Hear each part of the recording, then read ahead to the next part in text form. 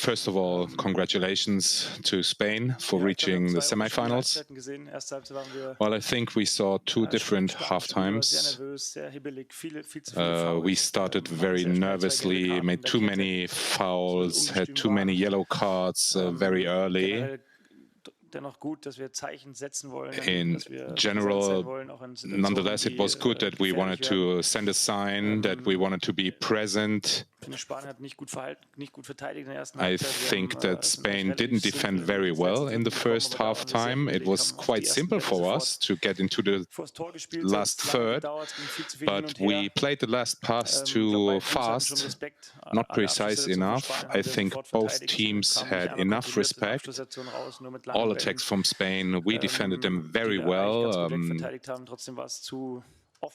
But nonetheless, the whole game was too open, and then in the second half, we reacted with our personnel in a good way, and we came better into the game. And after the 60th minute, we were clearly the better team with many clear chances. And towards the end, I think that we scored was well deserved. And with the exception of the first 5 minutes of the second half of the extra time, I think it was almost only us who wanted to win. We invested so much. We had the shot on a goalpost. We had the header in the 122nd minute. So I think a draw would have been well deserved. We had the chance of Flo where he missed the goal with only by 2 centimeters. So I think we were really good into the game. And then with the last chance, we concede the goal. I don't know if we opened up too much, if we risked too much. If someone wants to ask me that question, I would say no. But unfortunately, in that situation, we didn't have enough pressure on the wing, and Dani Olmo was able to play this super nice cross. Then we had this situation with the handball, but I don't want to talk too much about it, but I want to benefit of this stage here just to talk about football in general, also for others maybe. It would be nice if it would be assessed what is the intention behind a ball. I don't know why it's not possible in football.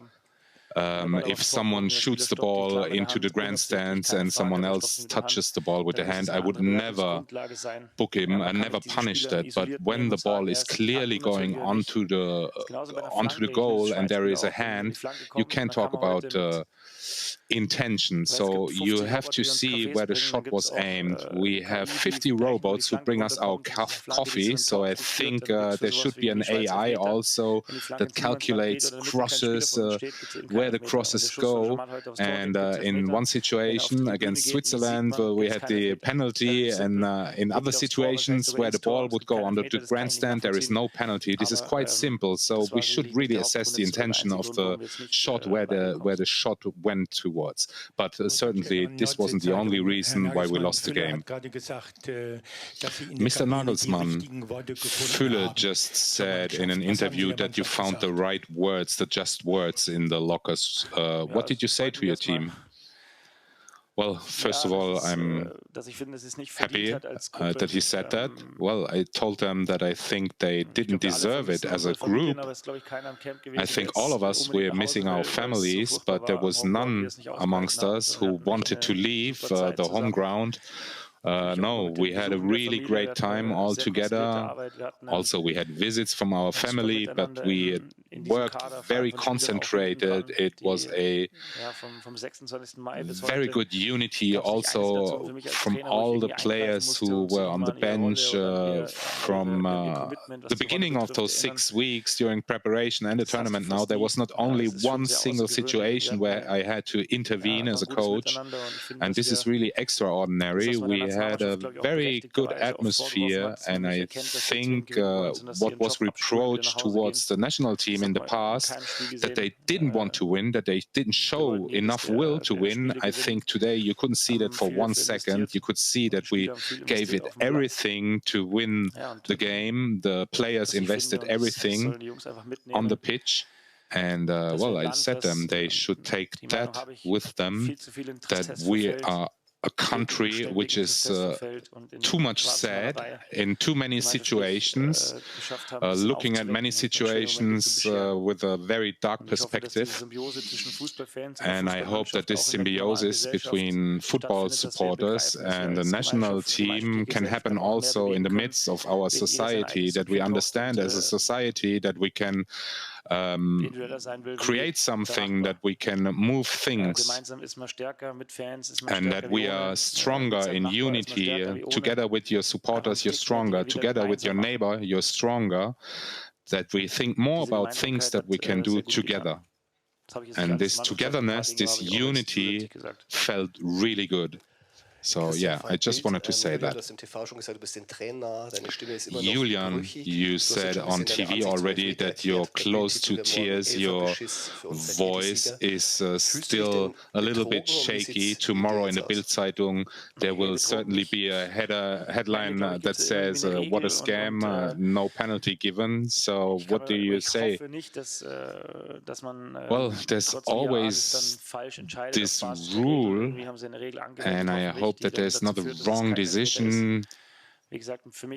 I think they applied a rule that finally this wasn't a penalty. For me, it's only about to make it more practical, to make it more logical how this rule is assessed.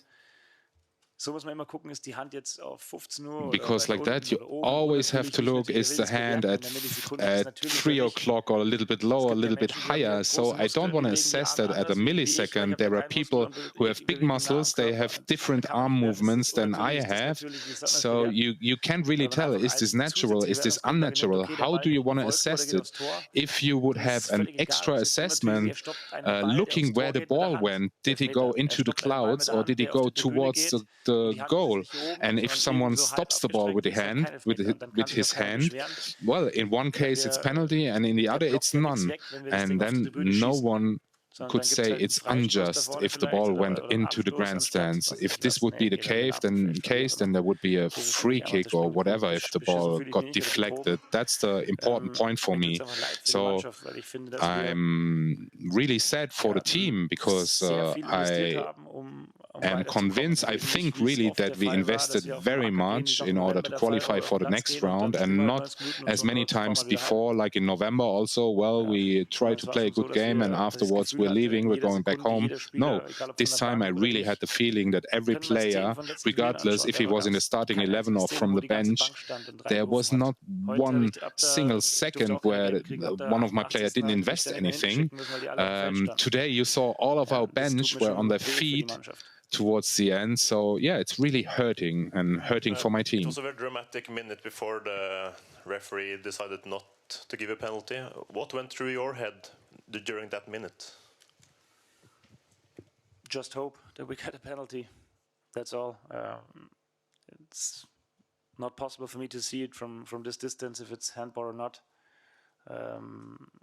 After the game, I saw it on television, then it's more clear than during the game.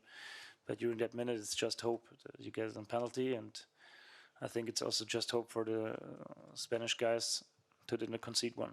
So at the end, they were more lucky than us.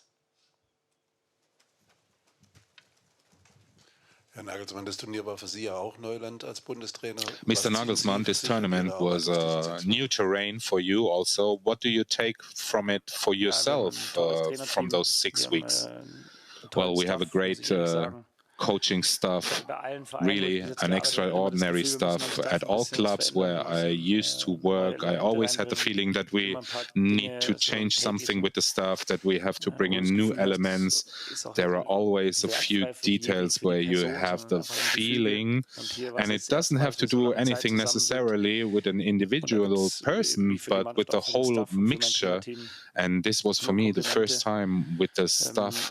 and everyone. So huge compliment to everyone. There's no one with a huge ego, no one who takes himself or herself more important than someone else. Also among us in the coaching staff, there was not one moment of dispute or stress. So I will take that with me, definitely, that we made a very good job as a whole group in the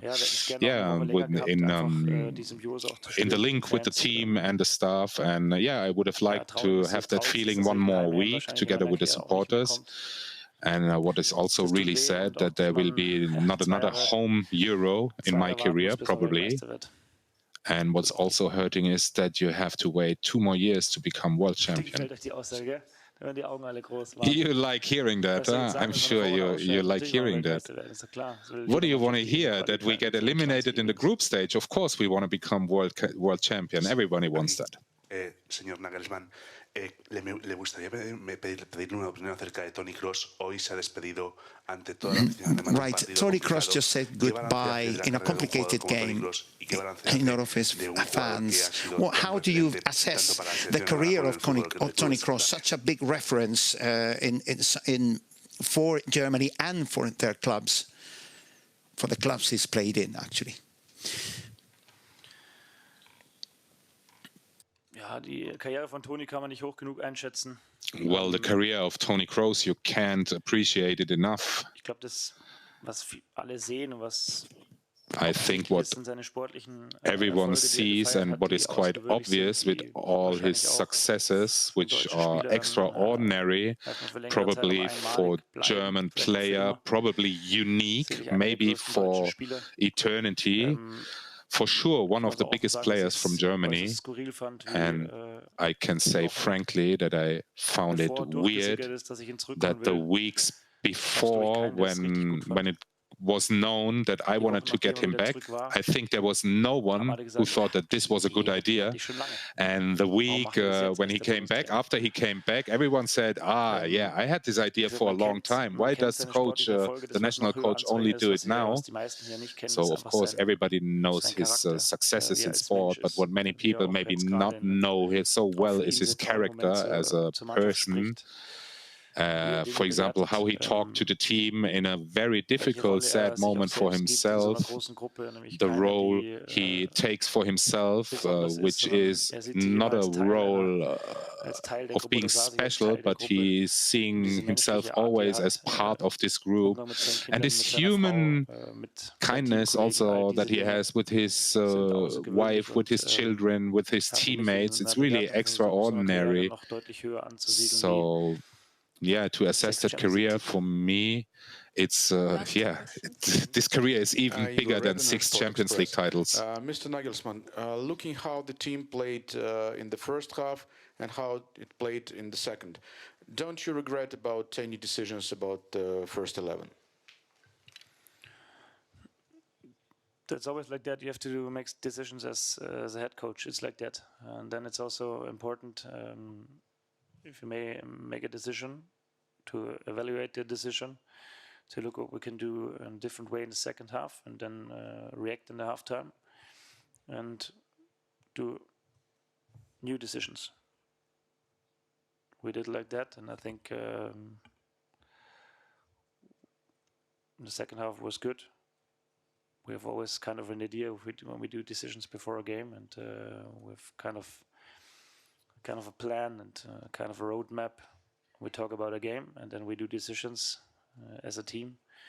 And when we're not happy with the decision, we try to do it in a different way around in halftime or in the second half. We did like that, so that's the hard fact as a head coach.